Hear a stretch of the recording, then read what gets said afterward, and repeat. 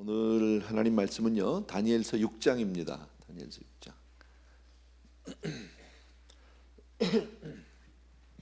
다니엘서 6장 1절에서 20절까지 볼 텐데, 어제도 말씀드렸지만 오늘 제목은 신앙은 타협하지 않는다, 이제 이렇게 써놨습니다. 근데 다니엘은 바벨론 느부갓네살 왕 때 포로로 잡혀가서 거기서 이제 등용이 되죠.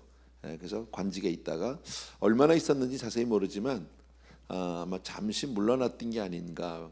그래서 벨사살 왕 때 다시 이제 픽업이 되는 벨사살 왕의 꿈 때문에 다시 이제 나라의 셋째 치리자가 되자마자 사실은 나라가 망하죠. 그리고 메대와 바사, 그리고 메대와 바사에서 총리 중에 한 사람으로 총리를 세 사람을 세우게 돼. 오늘 이제 성경을 읽어보면 나오는데 총리를 세 사람을 세우는데 뭐 예전 우리식으로 얘기하면 이제 영의정 자리에 있었던 것 같아요. 우의정, 좌의정이 있고 다니엘이 영의정이 되었던 게 아닌가 이제 이렇게 볼 수 있습니다. 근데 이제 학자들의 말에 의하면은 이 다리오 왕, 오늘 이제 나오는 그 다리오 왕이 고레스 왕과 동일 인물일 것이다. 왜 그러냐면은 그 역사에 보면은요, 메데바사에는 그 다리오라고 하는 왕의 이름이 많이 나온대요. 여러 사람이 나온대요. 한 6명 정도 있다고 그럽니다. 그래서 고레스 왕으로 보는 이유는 바로 메데와 바사를 그 세우고 바벨론을 멸망시킨 사람이 고레스 왕이래요. 그래서 아마 그가 고레스가 아닌가 이런 설이 있습니다. 1절부터 5절 말씀을 우리 같이 한번 읽겠습니다. 다니엘서 6장 1절에서 5절 우리 한 목소리 그냥 읽읍시다. 시작. 다리오가 뜻대로 고관 120명을 세워 전국을 통치하게 하고 또 그들 위에 총리 셋을 두었으니 다니엘이 그 중에 하나이라. 이는 고관들로 총리에게 자기의 직무를 보고하게 하여 왕에게 손해가 없게 하려 함이었더라. 다니엘은 마음이 민첩하여 총리들과 고관들 위에 뛰어나므로 왕이 그를 세워 전국을 다스리게 하고자 한지라. 이에 총리들과 고관들이 국사에 대하여 다니엘을 고발할 근거를 찾고자 하였으나 아무 근거 아무 허물도 찾지 못하였으니 이는 그가 충성되어 아무 그릇됨도 없고 아무 허물도 없음이더라. 그들이 이르되 이 다니엘은 그 하나님의 율법에서 근거를 찾지 못하면 그를 고발할 수 없으리라 하고. 다리오가 이제 새롭게 나라를 이제 바벨론을 멸망시키고 난 이후에 이제 다리오로 나왔으니까 뭐 고레스든 다리오든 뭐 중요한 문제는 아니겠지만 어쨌든 나라를 세우고 난 이후에 그리고 전국을 다스리기 위해서 이제 120명의 고관들, 뭐 지방 장관들 뭐 이렇게 봐도 되겠죠. 뭐 도지사 이래도 되겠고요. 그들 중에 3명의 총리, 그러니까 120명의 어떤 그 지방 장관들을 두고 그다음에 그들을 다스릴 3명의 총리를 세웠는데 그 중에 한 사람이 이제 누굽니까? 다니엘인 거예요. 학자들의 말에 의하면 이때 다니엘의 나이는 이미 80세가 훨씬 넘었을 것이다. 80 한 뭐 중반 80대 초반 뭐 이 정도 되지 않았을까 이렇게 생각을 합니다. 근데 다니엘은 어떤 사람입니까? 우리가 아는 대로 유대에서 포로로 잡혀온 사람이고 그리고 바벨론 왕 때 많은 공을 세웠던 사람. 그리고 또 그의 성품은 타협을 할 줄 모르는 사람. 그리고 아주 청렴결백하고 유능한 사람이고 이런 사람. 그런데 주변에 그래서 적이 많은 것 같아요. 근데 다리오 왕이 왜 누굽니까?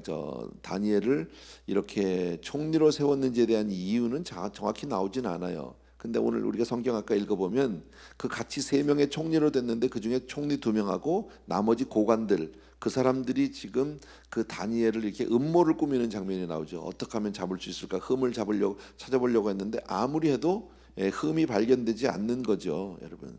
조금 다르다는 거죠. 그러니까 우리가 믿음으로 살고 세상 가운데서 이렇게 깨끗하게 살려고 하면 주변 사람들이 이제 불편해지기 시작하는 거죠.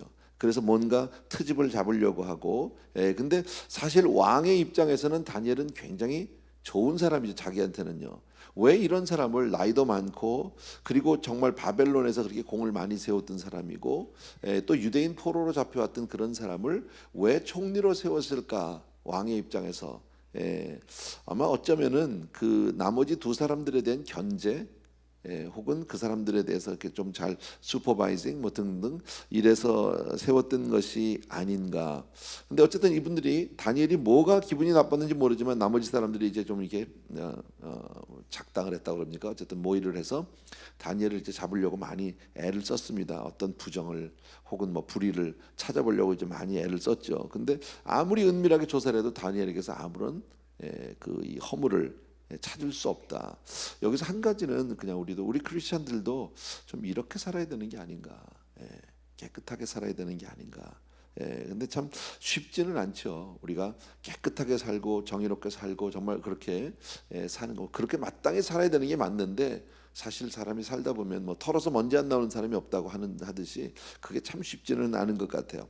그래서 어쨌든 그들은 결국 한 가지 결론을 내리게 되죠. 이 사람은 율법으로 잡는 것 외에는 다른 방법이 없다. 그러니까 다니엘이 신앙생활을 잘한 거는 알 수 있는 거죠. 개인의 비리나 어떤 무슨 뭐 재정적인 어떤 금전적인 어떤 부정이나 이런 것 가지고는 안 된다. 많은 정치인들 보면 이제 그런 게 많이 걸리잖아요. 그죠? 돈 문제. 뭐 그런 거 그래서 신문에 항상 나는 게 그런 거잖아요. 아니면 개인적인 비리라든지 뭐 이런 건데 다니엘은 전혀 그런 것이 없단 말이지. 그래서 결국은 이 사람을 잡는 방법은 신앙으로 올무를 만들어서 잡는 수밖에 없다. 신앙적으로 율법적으로 잡는 것밖에는 방법이 없다. 이제 이렇게 결론을 내리게 됩니다. 자, 6절부터 제가 읽겠습니다. 6절부터 이에 총리들과 고관들이 모여 왕에게 나아가 그에게 말하되 다리오 왕이여 만수무강하옵소서. 나라의 모든 총리와 지사와 총독과 법관과 관원이 의논하고 왕에게 한 법률을 세우며 한 금령을 정하실 것을 구하나이다. 왕이여 그것은 곧 이제부터 30일 동안에 누구든지 왕 외에 어떤 신에게나 사람에게 무엇을 구하면 사자굴에 던져넣기로 한 것이니이다. 그런지 왕이여 원하건대 금령을 세우시고 이 그 조서에 왕의 도장을 찍어 메대와 바사에 고치지 아니하는 규례를 따라 그것을 다시 고치지 못하게 하옵소서 하매 이에 다리오 왕이 조서에 왕의 도장을 찍어 금령을 내니라 그랬습니다. 뭐 이건 어려운 뭐 말은 아니고요. 몇몇 사람들이 이제 모의를 해가지고 왕을 찾아왔다는 얘기죠. 그리고 한 가지 제안을 하게 되죠. 여러분 하는데 오늘 우리가 방금 읽었던 대로 앞으로 30일 동안 다리오 왕 외에 다른 어떤 그 우상에게도 어떤 신에게도 절을 하게 되면 사자굴에 넣기로 합시다. 이제 이렇게 하는 거죠, 여러분. 굉장히 그 솔깃할 수 있어요. 그죠? 왕을 굉장히 위해서 왕을 높이기 위해서 정말 왕을 최고로 이렇게 존경받게 하기 위해서 이런 법령을 하나 만들자. 근데 사실은 이 음모는 정말 어쩌면 왕의 오른팔격인 다니엘을 잡기 위한 음모잖아요. 그래서 가까이 있는 사람 조심해야 되는 것 같아요. 보니까요. 뭐 세상 말로 뭐 등에 칼을 꽂는다 그러든가 뭐 그런 거 보면 되게 측근이죠. 그죠? 되게 측근. 뭐 멀리 있는 사람이 아니더라고 보니까요. 뭐 시저 얘기도 우리 너무너무 잘 알고 예전에 박정희 대통령도 바로 뭐 그 김재규 뭐 그 다 그런 사람들이 다 측근이잖아요. 아주 자기 측근에 있는 사람들이 그렇게 이제 칼을 든다. 자, 왕을 높이는 거죠. 어떤 신에게도 절할 수 없다. 왕에게만 절을 해야 된다. 모든 신 위에 더 뛰어나게 만드는 거죠.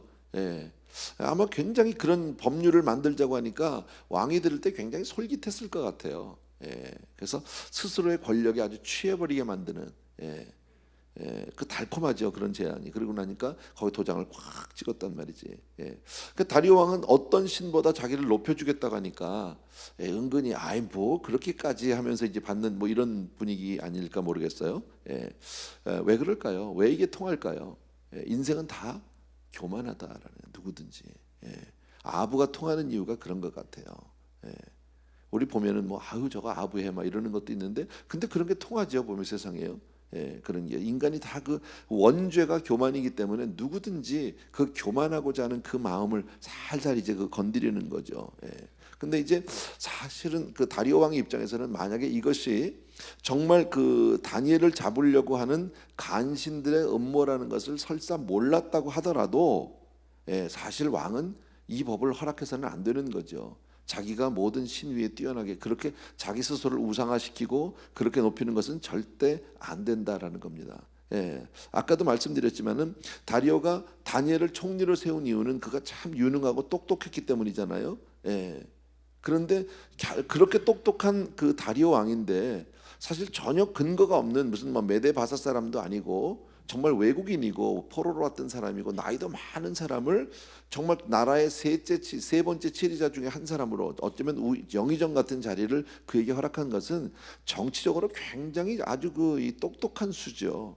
정말 잘한 거죠. 왜? 나머지 사람들을, 나머지 고관들을 잘 뉴트럴하게, 이 사람 보니까 아주 깨끗한 사람이야. 청렴 결백해, 유능해.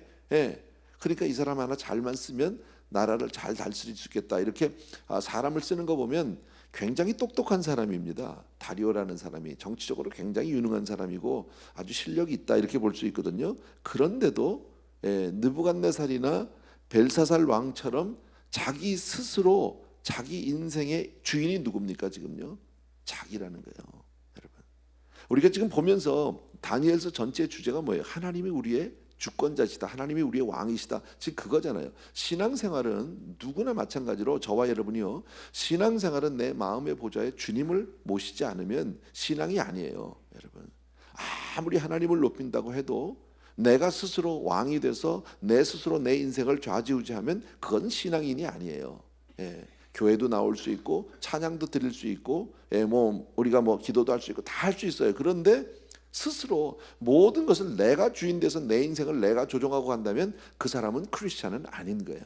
크리스찬은 뭡니까? 내 인생의 주인이 주님이시다는 거예요. 그래서 주님이라고 그러잖아요, 우리가요. 그죠? 여러분, 저와 여러분 한 사람, 우리 분명히 고백하셔야 합니다. 신앙생활하면서 정말 우리가 하나님만이 나의 왕이시고 하나님만이 나의 주인이시다, 이것은 분명한 의식이 있어야 합니다. 예, 느부갓네살 뭐에 실패한 겁니까? 자기가 왕인 겁니다. 금신상 만들고 그러잖아요. 예, 다리오 마찬가지였었다는 거죠. 정말 다니엘을 인정도 하고 높이기도 하고 다 하는데, 그러나 정작 마음의 그 왕의 보좌에는 누가 앉아 있느냐면 자기가 앉아 있거든. 근데 지금 여기도 보면 다리오도 똑똑하긴 한데 마찬가지라는 거예요. 모든 인생은 다 똑같습니다. 사람은 다 지멋대로 살잖아요. 자기가 왕 돼서 자기 뜻대로 살려고 하잖아요. 그게 불신앙인 거죠. 신앙의 가장 근본은 하나님을 나의 주인 삼고 나의 왕 삼는 것인 줄로 믿으셔야 합니다. 예, 그래서 그렇게 본다면 다리오 왕은 메데바사의 초대 왕이라고 할 수 있죠. 고레스 왕이든 다리오든 이 왕은 굉장히 유능한 왕인 것은 틀림없지만 하나님 앞에서는 악한 사람입니다. 이게 다른 거죠, 여러분. 하나님 앞에서는 악한 겁니다. 세상적으로 보면 아주 유능한 정치인입니다. 그런데 자기가 왕 노릇하는 이 사람은 하나님 앞에서 아주 악한 사람이다라는 거예요. 이것을 여러분이 기억해 주셔야 합니다. 10절 보십시오. 한 절입니다. 10절 같이 읽습니다. 시작. 다니엘이 이 조서에 왕의 도장이 찍힌 것을 알고도 자기 집에 돌아가서는 윗방에 올라가 예루살렘으로 향한 창문을 열고 전에 하던 대로 하루 3번씩 무릎을 꿇고 기도하며 그의 하나님께 감사하였더라. 아멘. 예.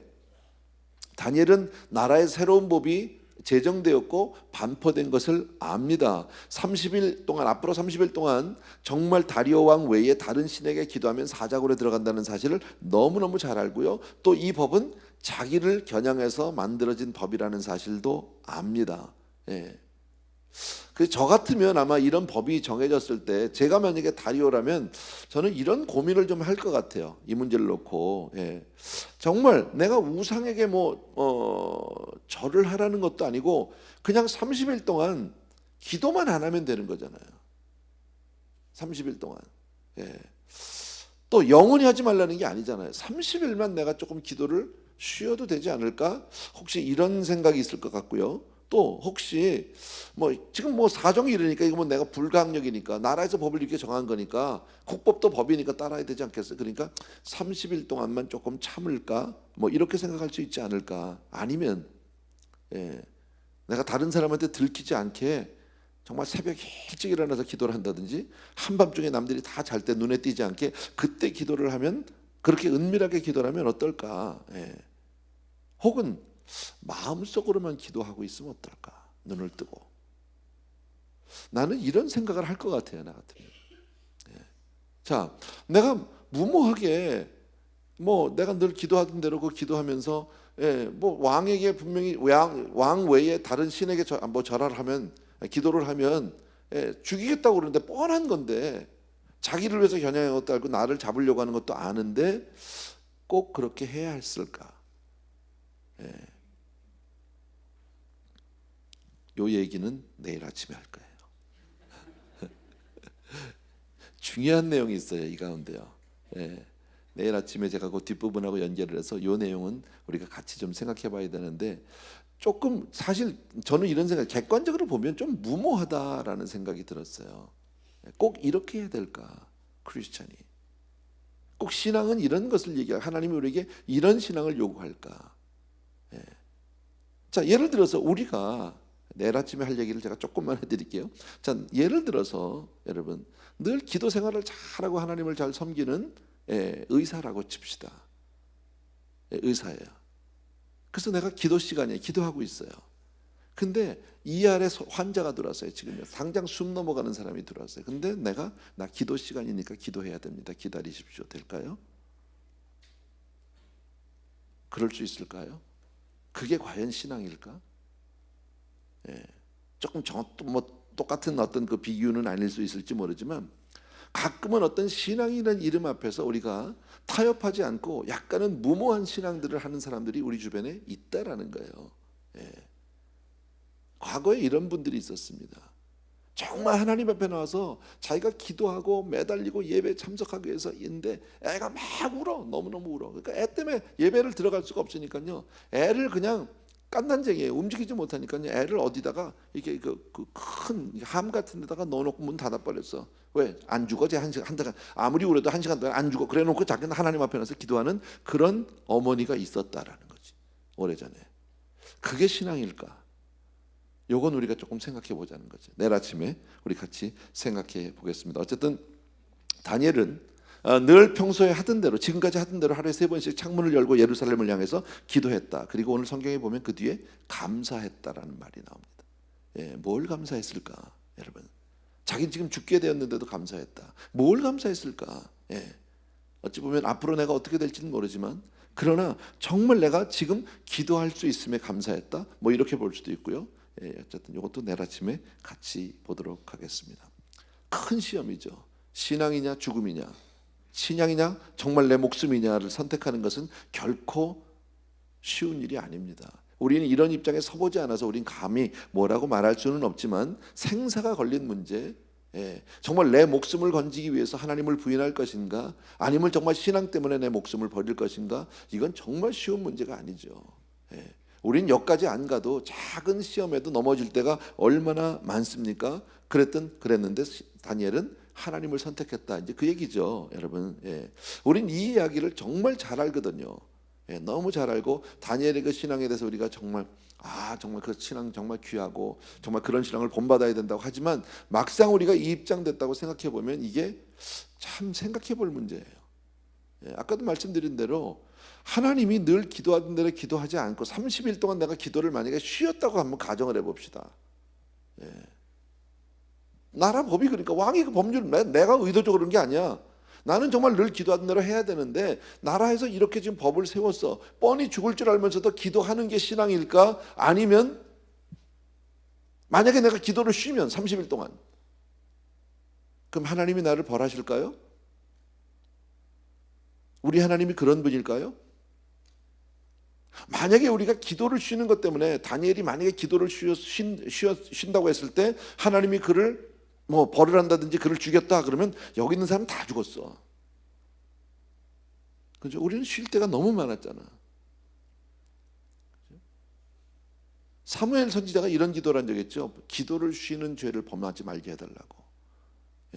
이스라엘의 선지자 사무엘, 한나가 난 아들, 우리 잘 알잖아요. 그 유명한 선지자가 기도를 쉬는 죄를 범하지 않게 해달라고 한 얘기는 그도 기도를 쉬었다. 그렇게 볼 수 있죠, 거꾸로 보면요. 그러면 그게 신앙이냐? 왜 다니엘은 이렇게 기도할 수밖에 없을까? 이제 그냥 내일 아침 얘기하고는 조금 다른 얘기인데, 내일 아침에 할 얘기하고는 조금 다른 각도에서 봅시다. 왜 다니엘은 이 기도를 쉴 수 없었을까? 그냥 쉽게 얘기하면 이렇게 볼 수도 있어요, 여러분.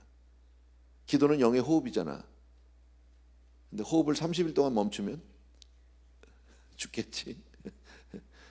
물론 이렇게 우리가 단답형으로 얘기할 수 있는 건 아닌데, 어쨌든 그렇게 볼 수도 있지만, 이 문제는 우리가 내일 아침에 다루자라는 겁니다. 자, 11절부터 우리 또 읽읍시다.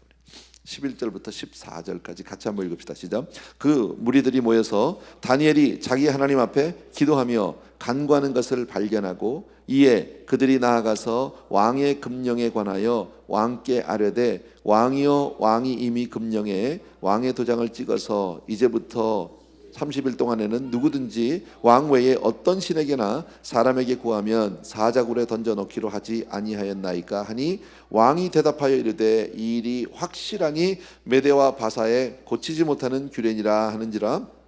그들이 왕 앞에서 말하여 이르되 왕이여 사로잡혀 온 유다 자손 중에 다니엘이 왕과 왕의 도장이 찍힌 금령을 존중하지 아니하고 하루 3번씩 기도하나이다 하니 왕이 이 말을 듣고 그로 말미암아 심히 근심하여 다니엘을 구원하려고 마음을 쓰며 그를 건져내려고 힘을 다하다가 해가 질 때에 이르렀더라. 아멘.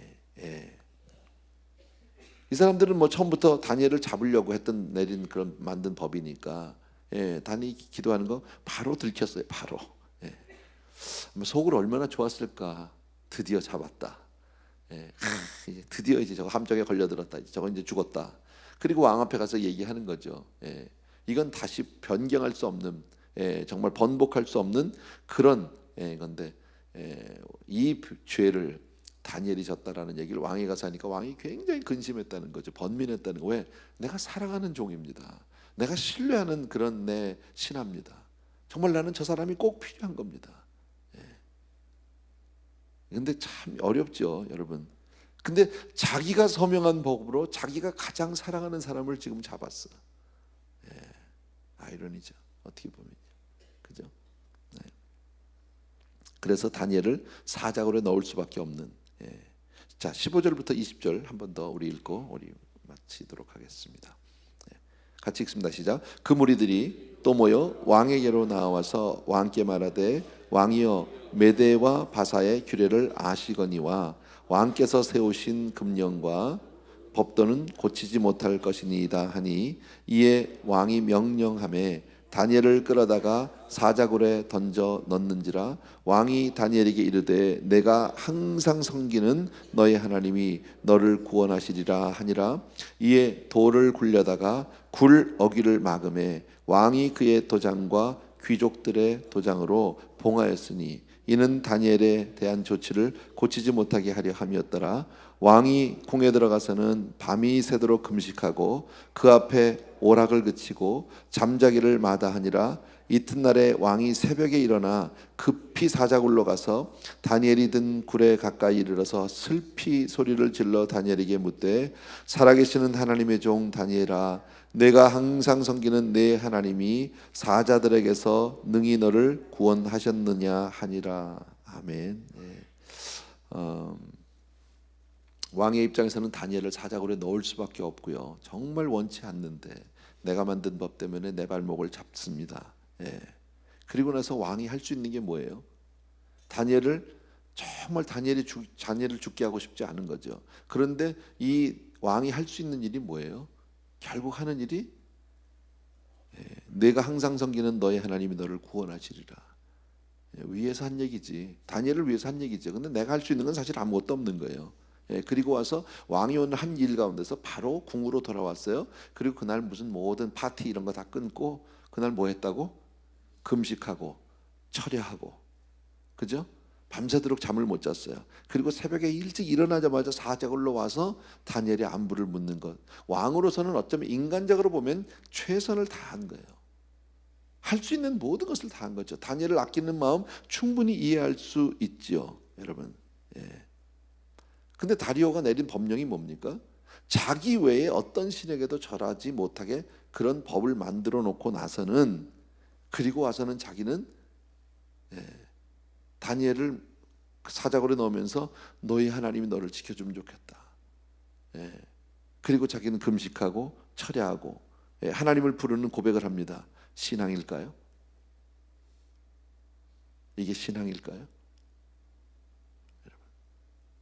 지금 인간적으로 보면 다리오 왕은 어찌할 수 없는 환경, 그런 상황에서 다니엘을 향해서 자기가 할 수 있는 최선을 다한 거예요. 그죠? 네 하나님이 너를 지켜줬으면 좋겠다도 했죠. 금식도 했죠. 밤에 잠도 못 잤죠. 새벽에 일어나서 열심히 나왔죠. 최선을 다하고 정성을 다한 거죠. 근데 이게 신앙이냐? 신앙은 아니다라는 거예요, 여러분.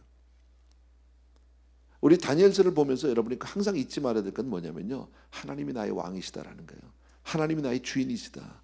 이 고백이 없는 한 어떤 행위도 신앙이 될 수 없다라는 거예요. 그거는요, 인간적으로 보면 정말 우리 왕이 다니엘을 저렇게 위하는구나, 저렇게 귀하구나, 예, 정말 왕이 새벽부터 나와서 저렇게 나를 위해서 왔구나, 옆에 본 사람들 저렇게 정말 귀하구나, 예. 좋게 말할 수 있어요. 정말 그렇게까지만 하셔야 됩니까? 왕한테 얼마든지 할 수 있지만 그러나 그건 신앙이 아니에요. 예. 하나님은 전혀 관심이 없어요. 거기에는요, 관계가 없어요. 아까 얘기했잖아요. 다리오라는 이 사람은 인간적으로 굉장히 유능한 정치인이라니까. 유능한 정치인인데, 능력 있는 사람인데, 하나님이 볼 때는요, 악한 사람이에요. 한마디로요, 악인이에요. 왜? 자기 인생의 주인에 자기가 앉아있기 때문에 그래요. 내가 왕이기 때문에 그래요. 느부갓네살도 벨사살도 모든 사람들이 다 마찬가지였었다는 거죠. 세상에선 다 뛰어난 사람들이죠. 여러분, 어떤 나라의 정점에 있는 그런 권력자 보통 사람이겠습니까? 예.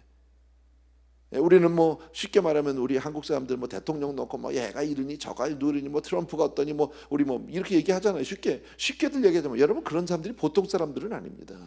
아무나 그런 자리 갈 수 있는 게 아닙니다. 예. 1대1로 만나보십시오. 게임도 안 됩니다. 예.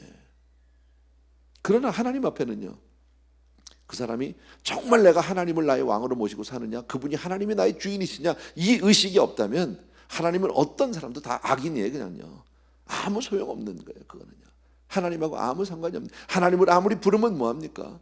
예. 오늘 다리오 왕은 와서 다니엘을 사자굴에 넣으면서도 하나님께 부탁을 했고요, 그 다음 날 아침 새벽에 와서도 하나님께서 너를 건져주셨냐고 하나님을 들고 나왔습니다. 굉장히 정말 좋은 사람인 것 같고 믿음의 사람인 것 같지만 이것은 신앙의 고백이 아니다라는 거예요, 여러분. 그래서 우리는 정말 금년 안에 시작하면서 이 특세를 통해서 우리 마음 가운데 정해야 될 것은요, 하나님만이 나의 왕이시다라는 거예요. 아멘. 예. 왕이신 나의 하나님, 내가 주를 높이고 찬양 바꿉시다. 우리 다 아는 거니까요. 우리 같이 한번 찬양하고 오늘 아침엔 정말 주님 앞에 내 인생을 온전히 다시 한번 맡기고 주님만을 나의 왕으로 삼는 저와 여러분 되기를 바랍니다. 왕이신 나의 하나님, 내가 주를 높이고 영원히 주의 이름을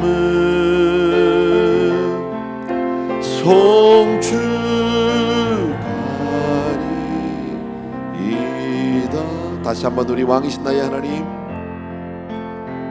왕이신 나의 하나님, 내가 주를 높이고 영원히 주의 이름을 송축하리이다. 아멘, 아멘, 아멘. 오늘 주신 말씀 여러분요, 기억하면서 오늘 제가 끝을 다 내드리지 않았어요. 내일 제가 마무리를 지어드리려고 몇 가지는 여러분들에게 그저 궁금증만 이렇게 던져놓고 말았습니다만은, 한 가지는 우리 기억해 주셔야 합니다. 하나님을 주인 삼지 않은 그런 인생의 모든 고백, 어떤 신앙적인 행위도 그것은 신앙이 될 수 없어요. 그것은 하나님을 얻을 수 없어요. 인간적으로 사람의 어떤 위로가, 인간적인 위로가 될 수 있을지는 몰라도, 나 자신을 그저 스스로 위로하는 어떤 정말 자위가 될 수 있을지는 몰라도, 그러나 하나님은 그것을 원하지 않으세요. 꼭 기억해 주셔야 합니다. 나는 주님만을 섬깁니다. 나는 정말 주님만을 의지합니다. 내가 금년 안에 살면서 정말 주님만을 그렇게 섬기고 주님만을 나의 주인으로 삼고 주님 앞에 절대 순종 복종하겠습니다 하는 그런 마음의 결단 여러분이 갖게 되길 주의 이름으로 축원합니다. 꼭 기억해 주시기 바라고요. 그리고 아까 얘기했던 크리스찬들은 다니엘처럼 그렇게 신앙으로 살아야 한다라는 거 꼭 기억해 주시고 깨끗하게 살아야 된다. 쉽진 않겠죠. 그러나 오직 하나님만을 주일 삼고 살아나갈 때 우리의 삶이 그렇게 붙들리게 될 줄로 믿습니다. 오늘도 이 아침에요, 주님 앞에 우리 한번 주여 간절히 부르짖고 각자 자유롭게 기도하시고요. 그리고 혹시 기도 제목 있는 분들만 위로 올라오시면 됩니다. 같이 한번 우리 기도하겠습니다. 시작. 주여, 할렐루야. 사랑하는 아버지, 주님의 은혜를 진심으로 감사를 드리고 우리 사랑하는 성도님들과 함께 또 한 번 이 시간 아버지 하나님의 주의 말씀을 통해서 기도합니다. 사자굴에 들어가더라도 하나님 앞에 그 신앙을 버리지 못하는 그런 사람을 아버지 시간 간절히 간구합니다. 나의 사랑하는 내 아버지 하나님, 주여 주님의 은혜를 진심으로 감사하고 아버지 하나님, 주여 세상은 어떻게 해서든지 우리를 넘어뜨리려고 합니다. 신앙의 올무를 만들어서 주여 정말